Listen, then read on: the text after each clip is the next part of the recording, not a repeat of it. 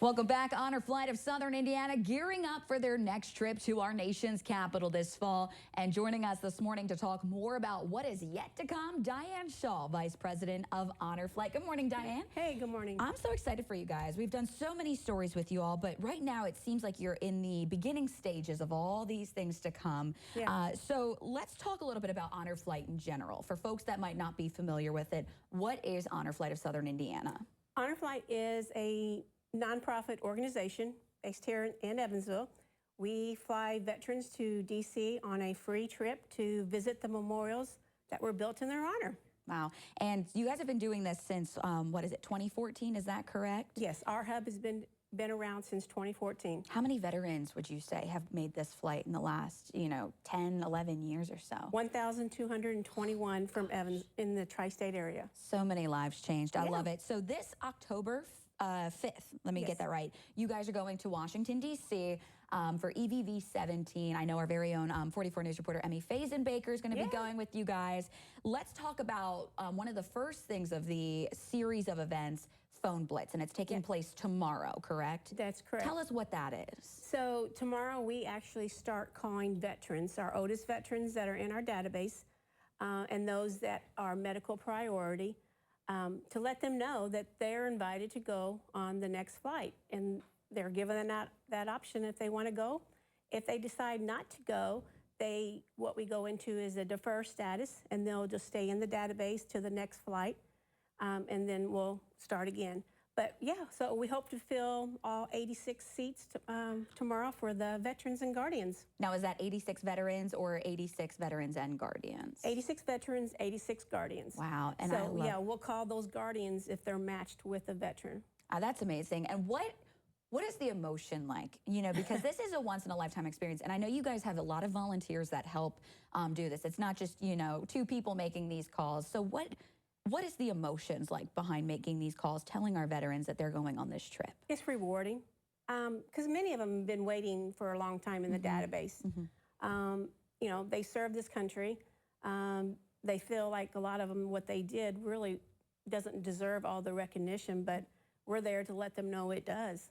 Our mission is to show gratitude, respect, and love for their service. And what is the breakdown, because we're seeing a lot more, less World War II veterans, but what is the number kind of normally looking like for this kind of year? So we have just had a really strong enrollment, I will say, of 80-plus-year-olds in the last 60 days.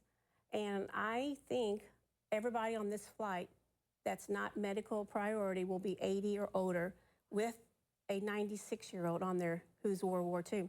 Oh my goodness, that gives me goosebumps thinking about that. Just because, I have talked to you guys before just how important and emotional this day can be. So after the Phone Blitz, you're calling the veterans and guardians. Interview day. When is that and what is that? So interview day is on the 17th of August. And that is when we actually bring the veterans in, meet them for the first time face-to-face, tell them, so tomorrow when we are calling them, we're going to tell them what their interview time is, what they need to bring. So we have to have all their medications and a copy of their DD-214, which is their honorable discharge. And we bring a service photo in. So on interview day, we're just going through all their information, so we are prepared for giving them their ultimate honor flight experience come October 5th. And we've talked about Operation Mail Call, but that is really where viewers, the community, can step up at this point. Tell us what that is and why it's so important for folks that are maybe watching later this year to be a part of Operation Mail Call. So Mail Call is where we ask the tri-state community, schools, scouts, families, it's your opportunity to say thank you to these men and women who serve this country. Because if it wasn't for them, we wouldn't have the liberties that we do. You don't have to know them. Just say thank you. Appreciate your service. Tell them if you have a family member that's currently serving or has served. They love getting mail call, because mail call is what they communicated with when they were in service. They didn't have the phone. They didn't have the internet.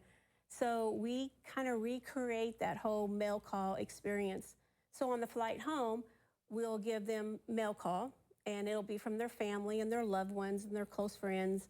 And then when they get to the airport in Evansville, we'll give them more mail call that comes from the general public. And that's where we need the Tri-State to come aboard, because we would like to see every veteran go away with at least 100 pieces of mail. Wow. And we'll have more on that. I know that's closer into the fall. And then we have Honor Flight itself. So what does the day entail? I know it's a long day, but well worth it. Yes, so veterans will start arriving at Evansville Airport somewhere between 4:30 and 5. We charter the largest plane that will land in Evansville. We have a non-stop direct flight to Reagan, and we'll get there and we'll have 4 motor coaches waiting for us. Then we'll start with our tour. We'll have a group photo, probably at the World War II Memorial, and we'll go to Arlington, which is something we'll get to do this time. We don't get to do it every time. Is 4 veterans will be selected randomly, and they will get to lay a wreath at the Tomb of the Unknown. Wow. And then it ends with the Welcome Home Parade. Yeah. And of course, we'll have more people. We'll have more on that too, closer to. But Tri-State needs to come for that. Yes, that is another big one where folks can turn out, show their support for these veterans as they're coming home. I love it. And again, October 5th, what has it been like for you to just be a part of this for another year? It's so rewarding. You know, I've been with the organization in a volunteer status, you know, since 2015. And it never gets old. You know, tomorrow is the kickoff, and it's just like the adrenaline is ready. I mean, it's time. It's time to start celebrating these next veterans that are going on this flight. It's like walking away with 86 new grandparents.